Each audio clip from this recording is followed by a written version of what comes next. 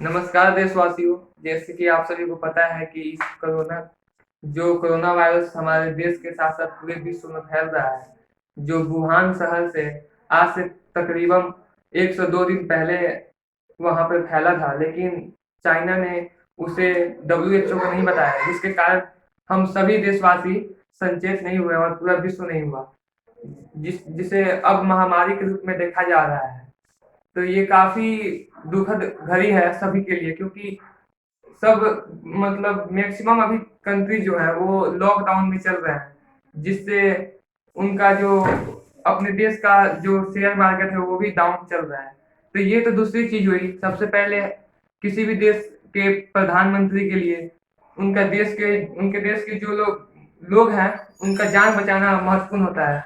तो हमारे देश की जो प्रधानमंत्री नरेंद्र मोदी हैं, उनका मैं बहुत धन्यवाद करना चाहूंगा कि उन्होंने सही समय पे, जब हमारा देश सेकेंड स्टेज पे था कोरोना वायरस में, जब बहुत धीरे धीरे बढ़ रहा था, तभी उन्होंने लॉकडाउन उन्होंने लागू कर दिया, जिससे अभी हमारे देश में मतलब कोरोना के पीड़ित बहुत ही सीमित हैं। लेकिन कुछ असामाजिक तत्वों के चलते लेकिन कुछ असामाजिक तत्वों के चलते हमारे हमारे देश में कोरोना के पीड़ित और बढ़ गए, क्योंकि क्योंकि इनमें जैसे जो जमाती लोग थे, उन्होंने उनको पता था कि उन्हें कोरोना कोरोना पीड़ित है, लेकिन उन्होंने सही नहीं समझा कि हम जाके अपना इलाज कराएं।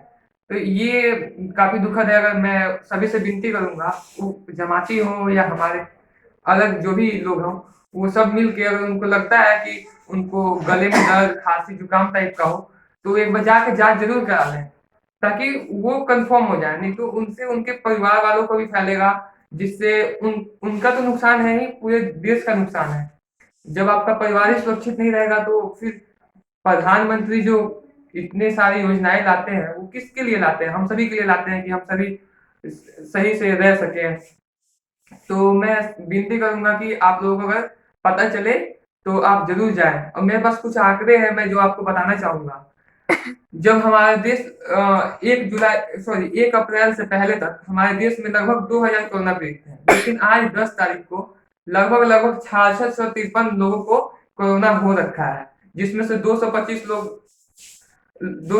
लोग मतलब जो मृत्यु हो गया है उनका, और बाकी 602 लोगों का रिकवर भी कर लिया गया है। तो ये हमारे मेडिकल स्टाफ को धन्यवाद देने का टाइम है कि उन्होंने इतने अच्छे से ये सब चीजों को देखा, जिससे 602 लोग रिकवर भी हो रखे हैं। इसमें जो सबसे मेन एक जो क्षेत्र होता है, जैसे हमारे देश में लगभग लगभग 1.4% ऐसे ही जिले हैं जिसमें जिसमें मामले ज्यादा हैं, जिसमें जो मामले हैं वो काफी ज्यादा हैं। 10 ही जिले हैं ऐसे, जिसमें से दिल्ली के भी कुछ जिले हैं और महाराष्ट्र के कुछ जिले हैं और तमिलनाडु के। उसमें उसमें सबसे अहम रोल जमातियों का है। जमातियों का रोल इसलिए है क्योंकि दिल्ली से निजामुद्दीन से जब जमाती निकले तो वो एक दूसरी जगह रुके हुए थे, जिससे वहां के आसपास के लोगों को भी संक्रमण फैला, क्योंकि ये तो एक वायरस है जो एक व्यक्ति से दूसरे में फैलता है। तो ये काफी निंदनीय है कि आज हमारे देश में 740 ऐसे जिले हैं, लेकिन उनमें से बस 10 ही जिलों में ये काफी महामारी के रूप में उभर रहा है। वो जिले भी हॉट स्पॉट जो भी पाया गया है उनको सील कर दिया गया। तो ये सरकार की अच्छी पहल है, योगी जी का भी अच्छा पहल है कि उन्होंने यूपी में सब चीजों को सही समय पे उन्होंने रोकथाम लगाई।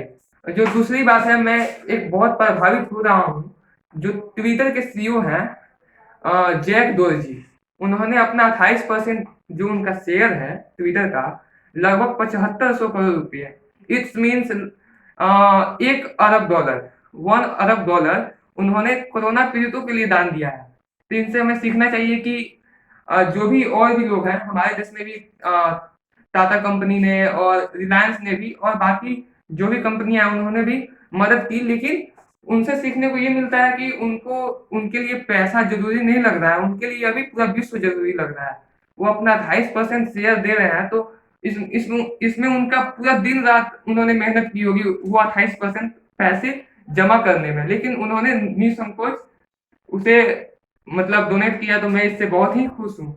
और दूसरी जो बात है, अभी वुहान शहर जो है, वहाँ वहाँ के लोगों को मतलब जो वहाँ के लोग हैं काफी अनुशासित रहे, घर में बंद रहे और सोशल डिस्टेंसिंग अपनाए, जिससे 73 दिन के बाद वहाँ वुहान सा फिर से खुल चुका है, वहाँ पे लोग घूम सकते हैं, सब्जी खरीद सकते हैं। जैसे रोजमर्रा की जो जीवन है उसके लिए किसी से मतलब आजादी मांगने की जरूरत नहीं है। जो चौथी बात है मेरे पास, अभी जो यूएसए के प्रेसिडेंट है डोनाल्ड ट्रंप, उन्होंने डब्ल्यूएचओ को जो फंडिंग जाती है, वर्ल्ड हेल्थ ऑर्गेनाइजेशन को जो फंड जाती है, लगभग लगभग 17 से 18% जाती है, उससे रोक दिया है। ये काफी मात्रा में है, लगभग लगभग मेरे ख्याल से 800 करोड़ के आसपास फंडिंग जाती है। जबकि इसलिए इसे रोका गया है क्योंकि चाइना जो है, चाइना के पक्ष में डब्ल्यूएचओ बातें बोल रही थी कि इसमें चाइना का कोई इसमें दोष नहीं है। तो मैं आपको बताना चाहूंगा कि इसका मुख्य रीजन क्या है। जो डब्ल्यूएचओ के जो अभी वहां के जो चेयरमैन है, वो इथोपियन मूल के हैं। तो उन वो जब खड़े हुए थे डब्ल्यूएचओ के चेयरमैन बनने के लिए, तो उसमें चाइना का बहुत अहम रोल रहा था कि उनको वोट दिलाने के लिए। चाइना ने उनको वोट दिया, तो उसके साथ साथ जो भी देश है मतलब और भी देश, उन्होंने भी उनको ही मतलब सहमति दी। तो इसलिए मुझे लगता है कि डब्ल्यूएचओ ने चाइना के पक्ष में लिया, तो डोनाल्ड ट्रंप इसीलिए अपना फंडिंग रोक रहे हैं।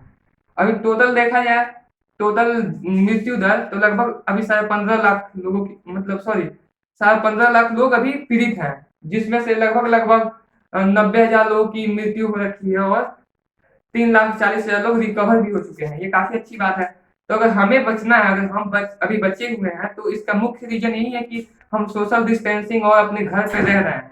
अगर हम भी अगर निकल के ग्रुपिंग में अगर मीटिंग करेंगे, घूमेंगे, तो ये काफी निंदनीय है। उससे नुकसान हमारा भी है और हमारे समाज का भी है। और साथ में मैं एक और बात बोलना चाहूंगा। सबसे कम अभी जो भारत में कोरोना के पीड़ित हैं, वो है जम्मू एंड कश्मीर में, -24%।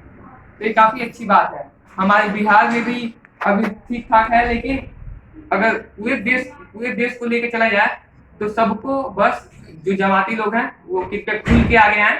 आपको मारने के लिए नहीं, आपको बचाने के लिए। ये मोदी जी ने जो कोरोना वायरस के लिए बोला है कि आप आके चेक कराएं, ना कि आपको मारने की प्लानिंग चल रही है। तो इसमें सरकार की बहुत बड़ी हाथ है कि हमारे देशवासी सुरक्षित रहें। तो मैं आप सबों से विनती करूंगा कि आप सब बस इन्हीं सब चीजें देखते हुए आप खुल के आगे आए। अगर आपको थोड़ा सा भी दिक्कत महसूस हो रही है, तो आप जरूर जाएं। और बस धन्यवाद, थैंक यू।